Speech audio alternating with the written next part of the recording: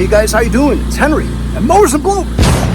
That's right, the minute I walk out here, the landscapers all over my yard making noise. Anyway, I got a guy who actually wants to buy this. It's my 8,800 pounds, 4-ton aluminum VEVOR ramps. These are kind of short for me, not to mention the fact that I already have folding arc kinds. Those are just fine for my tractor picks.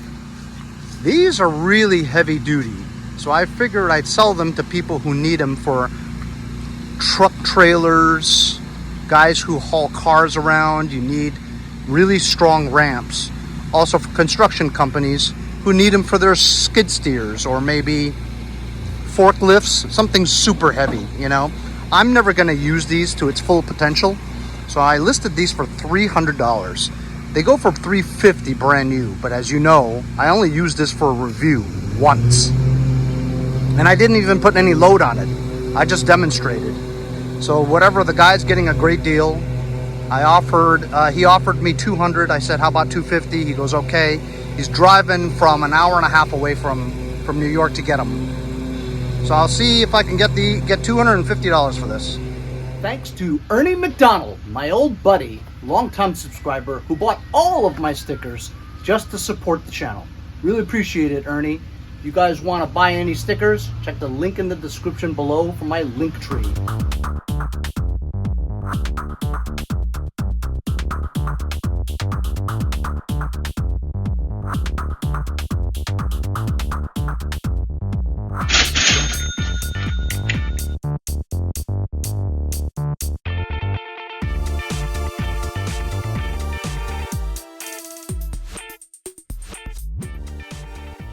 Oh, so super nice guy. Guy drove from Westchester. Took him about an hour and a half to get here. Not to mention the bridge.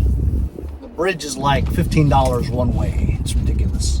So he's spending $30 on tolls and gas getting over here. Drove an hour and a half to get these ramps.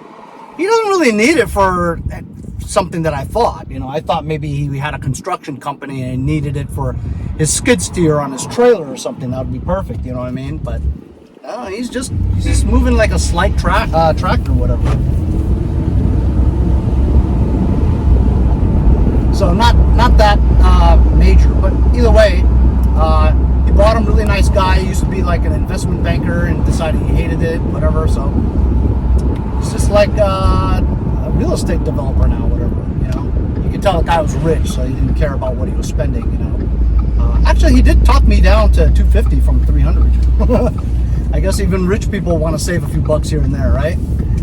Anyway, so he gave me $250, just like we agreed, which is a good deal for me because I was never going to use that, you know, for anything substantial. You know, I mean, come on, 4 tons? The hell am I ever going to pick up that's 4 tons? Not to mention that would fit in this truck. It wouldn't, you know. So, good day for me so far. So, after I sold that thing, I guess I have to continue with my day. And I got a lot of alternatives and a lot of things that I have to fix. I wanted to show you real quick what I did off camera. Just screwing around. And I decided that I was going to patch up this area here. As you guys may have remembered from the beginning, I haven't really worked on the snowmobile very much since I had it running.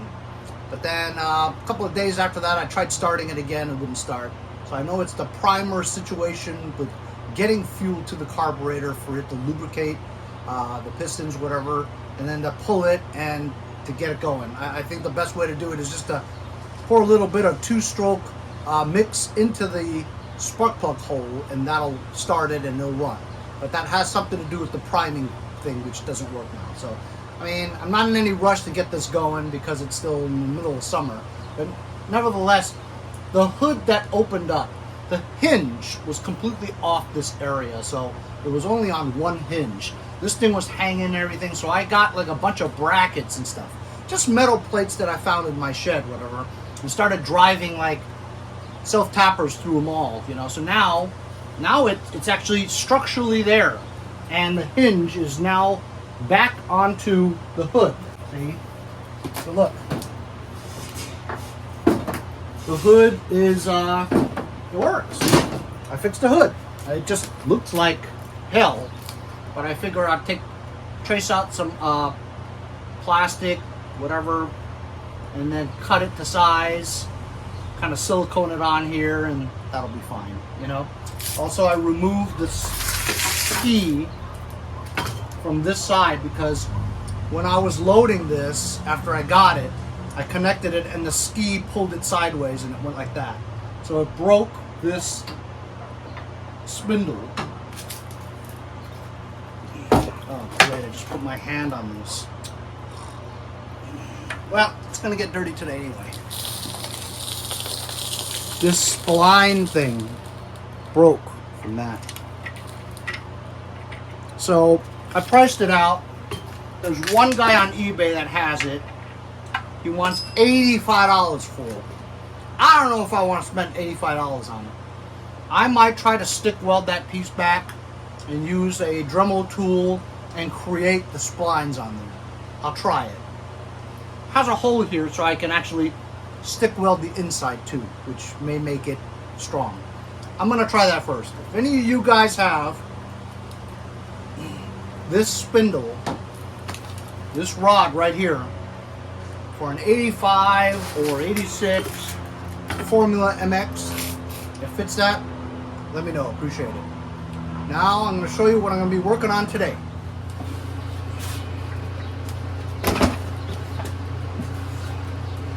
It is 91 degrees and it's only 9 o'clock in the morning. Don't ask me what I'm doing up so early. Anyway, my friend Mike over at Mike's Lawn Service Babylon, the kid who mows veterans' yards for free. Anyway, his friend gave him this and he can't start it no matter what. He says he changed the carburetor and all that stuff. I worry about that stuff because you don't know the skill set of the person who changed the carburetor. He could have changed the carburetor and screwed it all up, and that's why I don't start. But anyway, Mike's given me a lot of stuff over the past few years, and I really appreciate it. As a matter of fact, he gave me Motherload 34 recently, you know, which was those 3 things. I forget what they were. And the golf clubs too. Anyway, so I always try to do him a favor since he is so kind to me and contributes to the channel a lot. So he wants me to try to figure out why this one won't start. I haven't worked on a Redmax since my own Redmax many years ago when I changed the piston rings. It was kind of a lot of work, but still running today. It runs really well. So this is an EBZ7500, kind of an older model. My friend Nick from Lindenhurst, 5-speed Ash, he's an expert in this stuff. He had like 20, 30 of these. He sells them regularly. But as you can see, the magneto kill wire is disconnected. There's really no reason why it wouldn't get spark and start running. So I'm just going to spray some jism in here and see if it fires up. First I'm going to try to, you know, prime it, see if it works. The linkage is not even connected. How are you supposed to test it? I'm going to have to connect the linkage.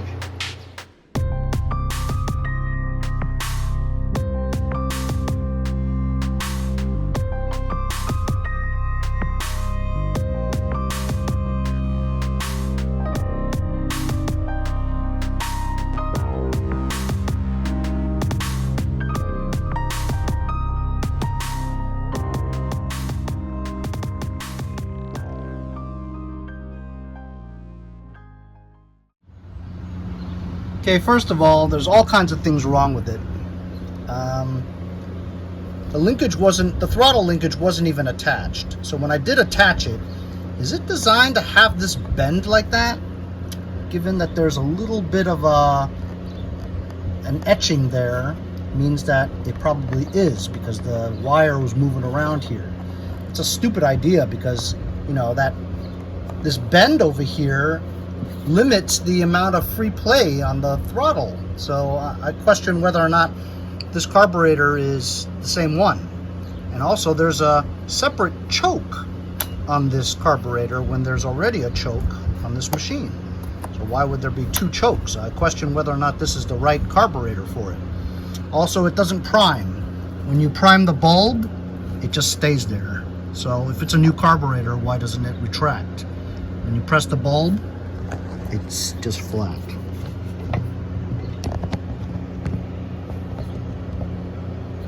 See? You press it and it won't come back out. Also, the gas. There's no gas in here. It's all water. It's like 2 centimeters of gas, if you want to call that gas, but it's all water. Water is filled in here. That's why it doesn't start, because he's using water. Ridiculous!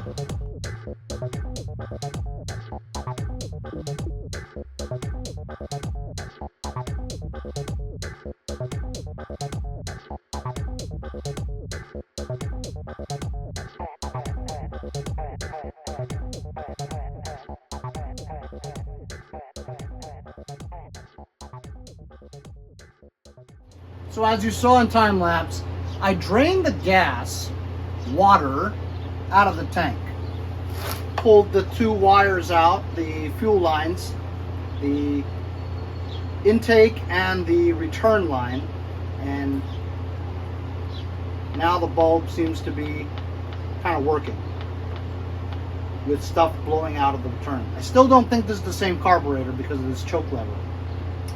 Also, I tried to pull start it and it was locked up completely. You couldn't even pull the recoil starter, and it's not the recoil starter that's broken. Engine's completely locked up, okay? So I took the cover off and I have a 14 millimeter socket going clockwise and it won't go. The only time it went a little bit was I was tightening the bolts. Doesn't move at all. Engine's locked up. It's seized. Engine's completely done, okay? So I took a small little extension thing, the only one that fits into the piston, and I lightly tapped the piston to go down, to help it out, to try to break it free. Free!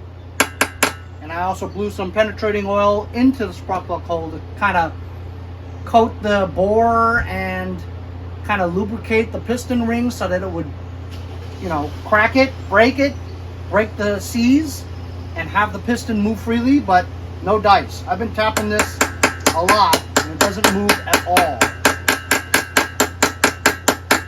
Also, I tried to remove the muffler so I could actually see through the exhaust port the condition of the piston, you know, the scoring or if any.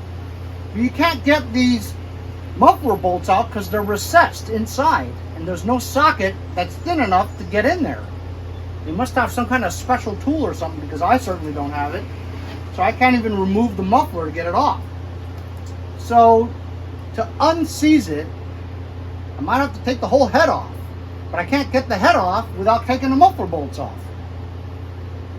So I'm kind of stuck. I don't really know what to do. I have to just try to find a way to remove the muffler so I can get the head off.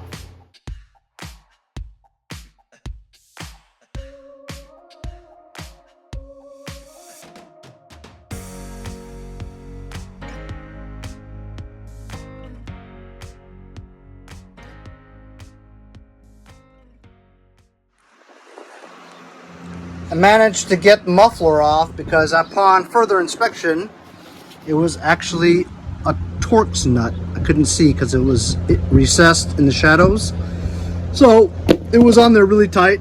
Used penetrating oil, got it out, and I got the muffler out, and we can now see the amount of water that was in there. And right now you can't really tell on the piston. Doesn't look like it's scored, but it's definitely something's up with the rings. They look pretty compressed, but then again, it is inside, right?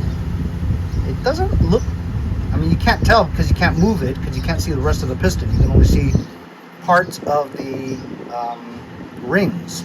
And you can see right there in the center, it does look a little scored right there in between the two rings. So I'm thinking this is done. So I'm going to remove the head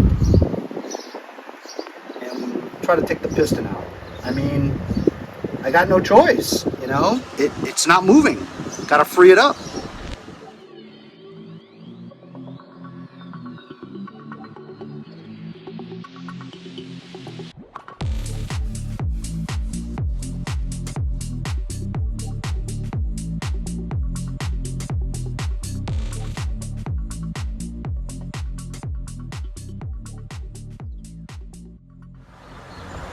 Okay, as you guys saw, I took the whole thing apart to extract the head so I can take a look at the piston and take a look.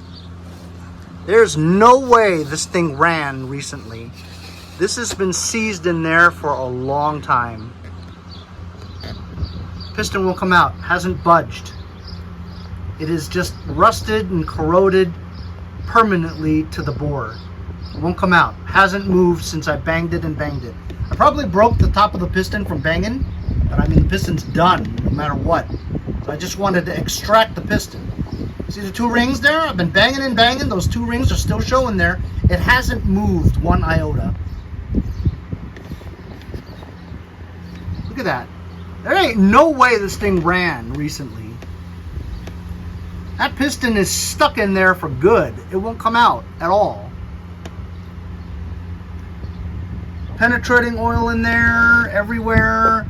Still, hasn't budged a bit, not even a millimeter. The top of the pistons probably has holes in it from me banging, but can't get it out.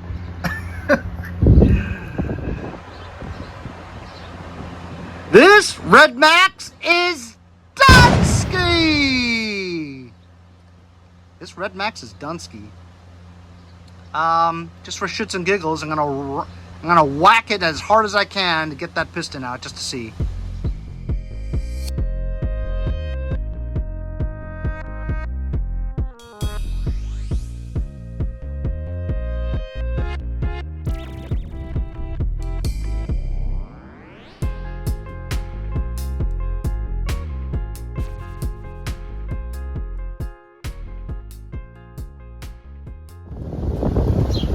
Managed to rotate the fan a little bit more so that the cylinder is in the top dead center pretty much, the highest it can go.